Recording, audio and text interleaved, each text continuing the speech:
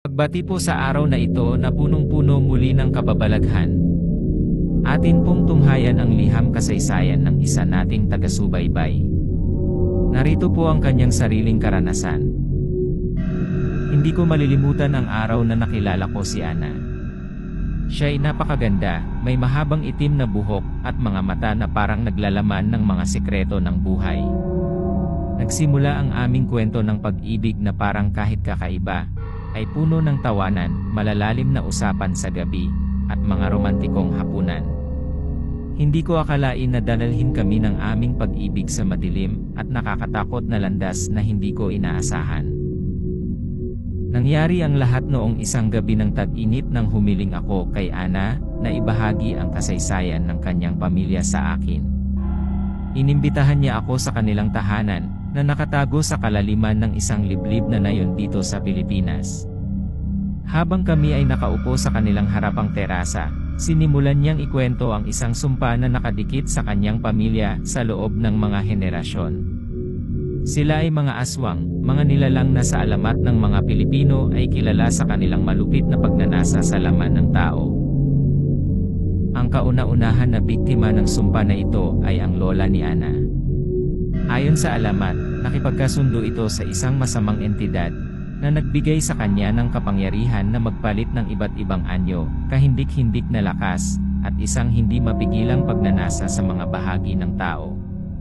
Iniexplika ni Ana na inisip ng kanyang pamilya na putulin noon ang sumpa, ngunit ito ay dumikit na sa kanila na parang anino.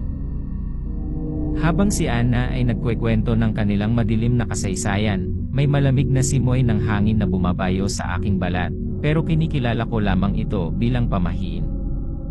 Hindi ko akalaing magiging mali ako. Sa isang mapanuring gabi, habang ako ay nakahiga sa kama, ako'y biglang ginising ng isang kakaibang tunog mula sa labas ng bahay. Ito ay isang malupit at kakaibang ugong na parabang dumaraan sa bintana. Doon, sa liwanag ng buwan, nakita ko kung paano si Ana ay nagbago ng kanyang anyo, patungo sa isang kahindik-hindik na nilalang. Ang kanyang balat ay nag-iba at nagpapalit-palit. Ang kanyang mga kamay ay nagiging mas mahaba at mas nakakatakot. Naglabas siya ng malalim na halinghing at bigla na lang siyang nawala sa dilim ng gabi.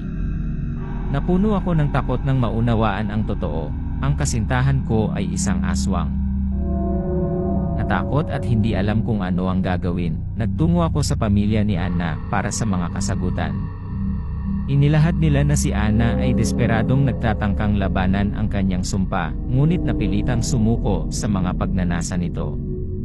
Inipon nila ang kanilang lakas ng loob at hiniling sa akin na tulungan sila sa pagputol ng sumpang nagdala ng kadiliman sa kanilang pamilya sa loob ng mga henerasyon. Nag-umpisa kami sa isang mapanganib na paglalakbay para hanapin ang lunas. Binahagi ng isang pamilya na aming nasumpungan ang kanilang kaalaman tungkol sa sinaunang ritual, mga herbal na gamot, at mga pangontra na anting-anting.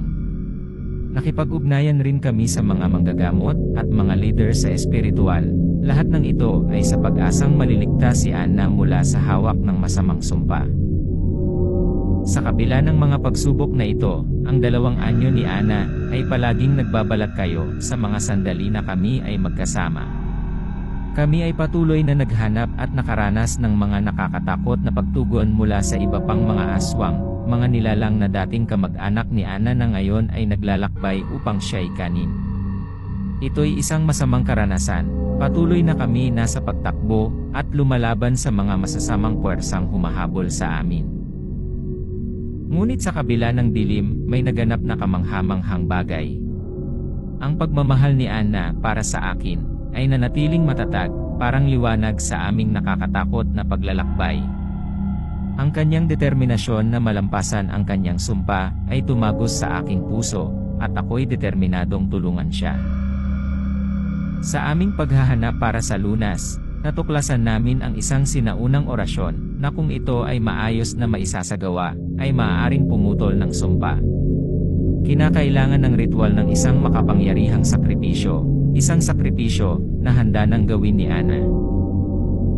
Dumating ang gabi ng ritual, at kami ay nagtayo sa isang banal na dambana sa loob ng kagubatan.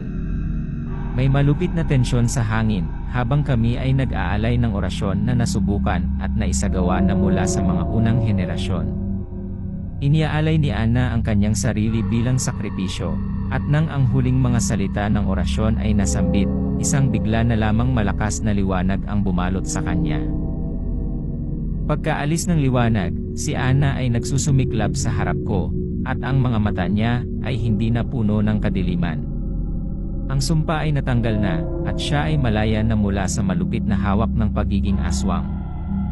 Nag-uumapaw ang mga luha ng kaligayahan at kasiyahan sa amin, habang nagyayakapan. Alam naming hinarap namin ang mga hindi malilimutang kahirapan at kami nagtagumpay. Nakamtan din ng pamilya ni Ana ang pagsisisi at kapanatagan, sapagkat sila'y sa wakas ay nakalaya na mula sa sumpa na umalipin sa kanila sa loob ng mga siglo.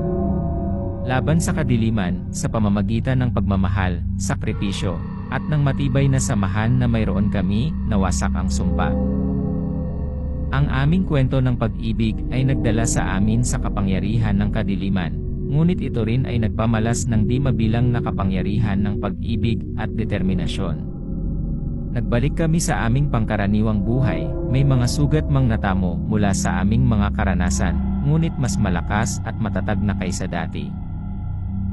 Kaya, sa susunod na marinig mo ang isang kwento tungkol sa pag-ibig at kababalaghan, tandaan mong ang pag-ibig ay maaring manalo kahit sa pinakamalalim na sumpa, at ang pagsisisi ay laging posible, kahit para sa mga dati ng mga halimaw sa gabi.